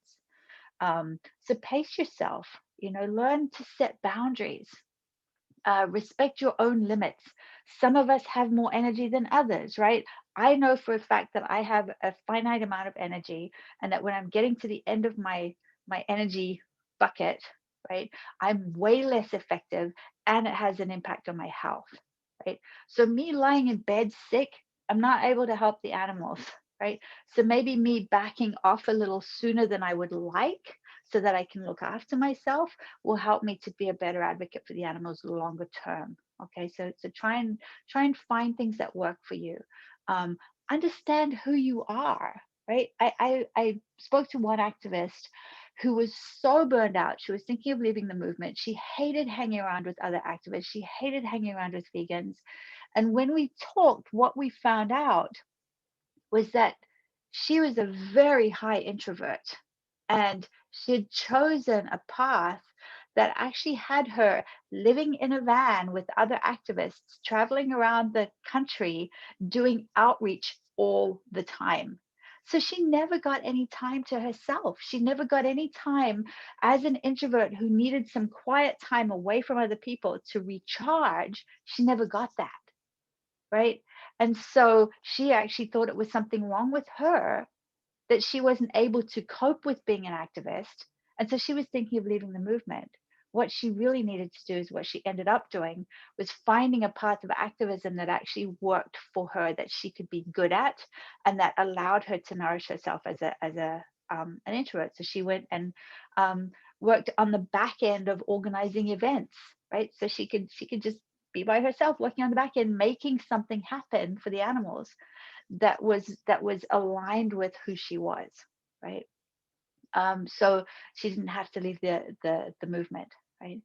Set our expectations realistically, right? A lot of what we do is planting seeds, and when we get overly attached to an outcome, sometimes that creates stress in ourselves, stress and resentment and things like that, that then kind of will weigh on us and burn us out.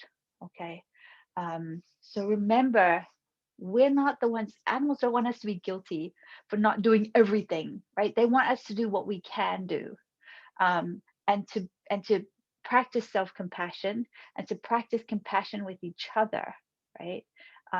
Don't blame somebody else just because they can't do everything, right? Celebrate them for doing what they can.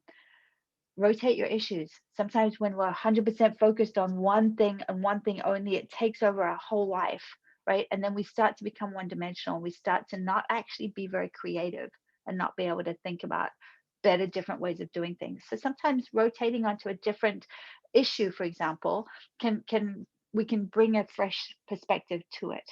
Okay. And definitely celebrate success. You know, there's a lot of terrible things going on in our world, and there's a lot of work, and it's never done. And it's important for us to say, but we did something good here, right? Let's celebrate that something good. Okay. Don't be overwhelmed by this. And you know, there's ways that we can help you with that. Play to your strengths. If you're a good writer, write letters to the editor. You know that the letters to the editor is one of the most read pages of any publication. I had no idea. If you're a good writer, write letters to the editor, write letters to your politicians, right? Blog, share articles, those sorts of things, right? If you're great at talking to people in the moment, get out on the street and have conversations safely, COVID-wise, right? But build a support network too, right? Make sure that you have people who are building you up and who are supporting you and encouraging you, and also who are saying, hey, you need to take a time out and rest, right? So listen to those people as well. You know, any of the self-care things, you know, get enough sleep, spending time outside, going to a sanctuary, those sorts of things. Do what you need to do to take care of yourself so that you can take care of the animals, right? I would much rather you be, you know, a 60% activist for 60 years than 100% activist for 12 months, right? This is a long game that we're playing. This is a long, long road that we're on. So do what you can. If you're feeling, you know, if you're feeling compassion fatigued or burnt out, know that that's actually also going to be impacting your effectiveness. It can also even impact really your cognitive functioning. So taking a step back and priming the pump and allowing this beautiful mechanism to recover, right? Next slide, Mike. So there are some things that we can do to help, right? We do have the non-activist support group. We have a group on Facebook. Feel free to join us. Post if you need help or support, just post in there and let us know and let us support you. We also have a call once a month, second Thursday of every month. We'll have a support group call. I facilitate that, and we'll be there for you. In Defense of Animals also has an activist support Facebook group, and they also do a monthly call. Theirs is the last Thursday, I think, of the month. So, and then on our website, we have resources for activist wellbeing. All right. So, okay, quickly on to the next thing. No action, no change, right? We've talked about some things. We've talked about ideas for activism, how to sustain your activism, what now, right? And this is something I'm actually going to have you go to the next slide, Mike, is this is something that you can take away as a go-do, right? Find some time in the next 24 to 48 hours to just think about 1 to 3 things that you want to accomplish in your activism, right? What do I want to do? What strengths do I have to bring? Where might I want to grow? What actions can I take, right? How am I going to support myself? How am I going to take care of myself? How am I going to take care of my fellow activists? So I'd like you to take, you know, it's 10 minutes, half an hour, right? Just take some time to think about these things and to write them down, right? Studies have shown that when we write something down, we're actually more likely to do it. So think about, what are my goals for my activism? Right? What can I bring? What am I going to do? Okay. Next slide, Mike. Couple of tips here. Pick one thing, right? Find some like-minded people. Be strategic, obviously. Always be learning. Growth mindset is really important here, right? Things don't stay the same. The community is growing and learning with us. So experiment. That's the other thing, right? Don't get too attached to, like, I have to be the perfect activist. Perfect is the enemy of action, right? So you don't have to be perfect. You just have to give it a go, right? Experiment. Something might work really well and you're going to keep doing that. Something might bomb, right? And you'll be like, no, that didn't work for me. I'm not going to do that again. Or, oh, I wasn't very good at that. Maybe I need to learn something. Okay. So great. Next slide. Rachel, do you want to have a chat about this? Yeah, just real quick, if, putting out a plug for folks to become NARN members, it's $25 a year. You get to vote in at our board elections, and, your support pays for that $25 just helps us out a lot with, the costs that we have, and it's very helpful, and it's just really nice to have folks support. But you don't have to be a member in order to be active. So please don't let that stop you from being active. Okay, next slide. And then, as we mentioned before, we're always in need of volunteers. So please reach out if you have interests. And we can go to our website, look at our volunteer page, reach out to us. Next slide. Okay, and then there's other ways to connect with the community. We have our Facebook page, we have a Twitter account, Instagram, subscribe to our newsletter, which we actually send out every other week. And we also have a blog. There's Facebook groups that you can join and be a part of. And there's meetup groups too. And there's rescue groups. Okay, next slide. And then there's some recommended reading. I'm not going to go over these necessarily. We can share the slides later and you can look into those more. Next slide. Okay, and then there's some other just resources, just a few, there's lots and lots of information out there. Google is your friend. But these are just some of the ones that we have found really helpful, various, those of us among the board, they're great resources to have. And you can look at them more when we share the slides. All right, next one. Sorry, we went over. We will do better with the time in the future. I know everybody's time is important and precious. Thank you, everybody. Yes, we'll definitely either set expectations a little better or we'll hone it back. I think we had some good conversations. Yeah. So I really appreciate all of you coming. Mike, thanks for driving the slides and thanks for joining and participating. Rachel, thanks for being here and helping with this as well. Really appreciate you. Anybody, if you have questions, feel free to email us info@narn.org. If you'd want to brainstorm anything, if there's anything you need more information about, we will send the slides out as a PDF to you. And we'll make the recording available to you if you want to come back and watch it, or if somebody couldn't make it and wants to watch it. So yeah, thanks to everybody for joining us. I really appreciate your time. Thank you very much. You guys gave a really good presentation because you walked your talk. You showed empathy for the beginners and new people who might have been shy and scared like myself. And you even finished it off with a list with an action call to action. So thank you. Thank you. Yeah, and definitely, if you have questions or if you need support as you move forward in your journey, just reach out to us. We're always happy to help. And we'll work on getting these slides shared and put up somewhere. So. Yep. Thanks, Mike. All right, everybody, go have a fabulous Saturday. Thank you very much. Bye-bye.